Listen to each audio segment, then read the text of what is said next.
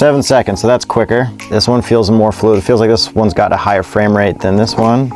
I can't count the amount of times that I've gone to use the FLIR One and realized that it wasn't charged.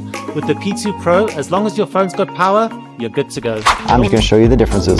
Both seem to be working pretty well. Let's see, we got 50 degrees Celsius on this one in the bottom right, and this one is also reading that at 48. And it's kind of nice how this is right next to the pin, and this is in the top left corner. I guess keeps the image clearer, but that makes it easier too. The higher frame rate on this is definitely a plus, and the way the temperature follows the dot around is very cool.